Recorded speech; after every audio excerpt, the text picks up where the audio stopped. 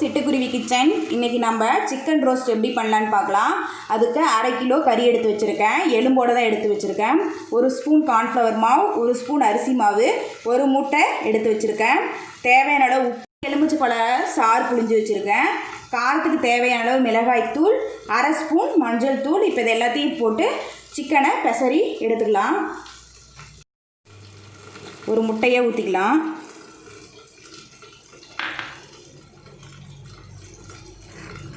ஒரு ஸ்பூன் அளவு அரிசி மாவு, 1 ஸ்பூன் அளவு கார்ன்ஃப்ளவர் மாவு, தேவையான அளவு உப்பு, எலுமிச்சை சாறு ஃபுல்லாக ஊற்றிக்கலாம். காரத்துக்கு தேவையான அளவு மிளகாய்த்தூள், 1/2 டீஸ்பூன் அளவு மஞ்சள் தூள். இது எல்லாத்தையும் போட்டு நல்லா பெசரி எடுத்துக்கலாம். நல்லா பெசரியாச்சு. இது வந்து ஒரு மணி நேரத்துலேருந்து ஒரு 2 மணி நேரம் அளவுக்கு ஊறட்டும்.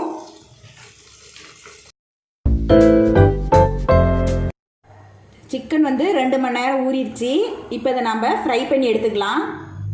காஞ்சிருச்சு. இப்போ நம்ம ஃப்ரை பண்ணி எடுத்துக்கலாம்.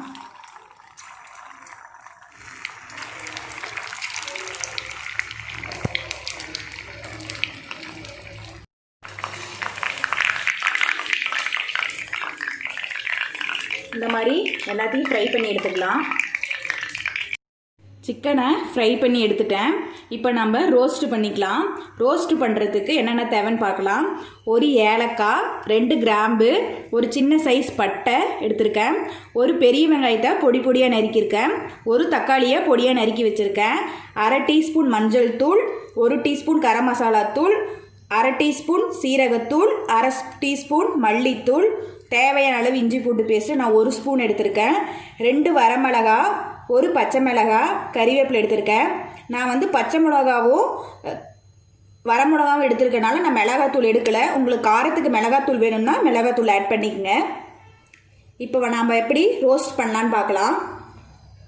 காஞ்ச உடனே எண்ணெய் சேர்த்துக்கலாம். நம்ம சிக்கன் ஃப்ரை பண்ணி எடுத்தோம்ல அந்த எண்ணெயே சேர்த்துக்கலாம். ஒரு 2 ஸ்பூன் அளவு எண்ணெய் சேர்த்துக்குங்க.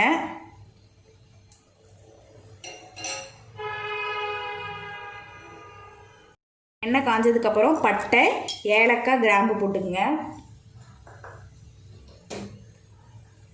அது பொரிஞ்சதுக்கப்புறம் பொடி பொடியாக நறுக்கி வச்சுருக்க வெங்காயத்தை சேர்த்துக்கலாம்.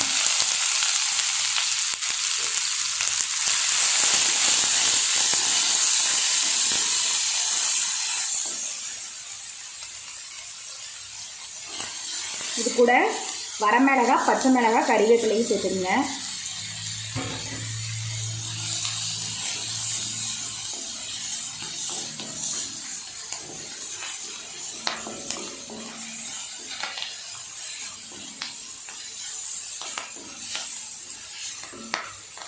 எடுத்து வச்சிருக்க இஞ்சி பூண்டு பேஸ்ட்டையும் சேர்த்துங்க.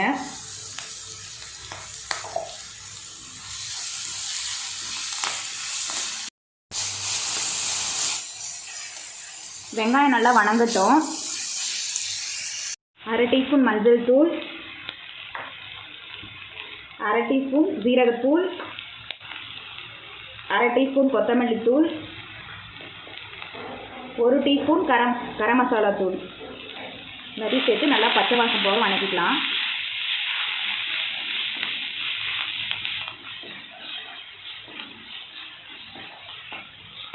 நல்லா வணங்கினதுக்கப்புறம் தக்காளி சேர்த்துக்கலாம்.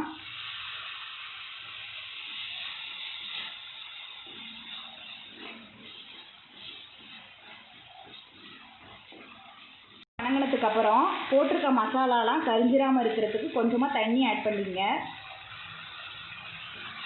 நல்லா தக்காளியில் நல்லா மசிய வேகணும்.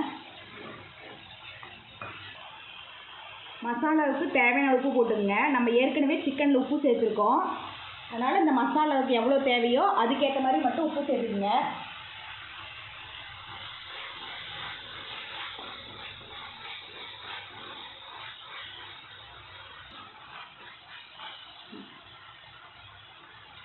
மசாலாலாம் நல்லா வணங்கிடுச்சு.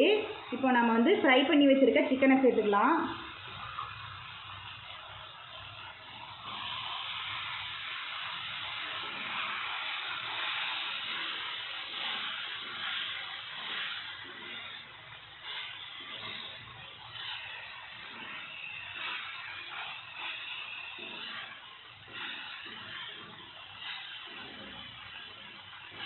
கொஞ்சமாக தண்ணி சேர்த்துக்குங்க. நம்ம ஏற்கனவே சிக்கனை ஃப்ரை பண்ணி தான் எடுத்திருக்கோம்.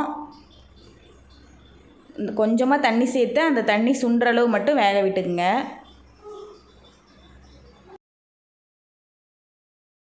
தண்ணி நல்லா சுண்டிடுச்சு. சிக்கன் ரோஸ்ட் ரெடி ஆகிடுச்சு. இதில் கொத்தமல்லி தழை தூவி இறக்கிக்கலாம். இந்த சிக்கன் ரோஸ்ட்டை உங்கள் வீட்டில் செஞ்சு பார்த்துட்டு உங்கள் ஃபீட்பேக்கை கமெண்ட்ஸில் டைப் பண்ணுங்கள். தேங்க்யூ.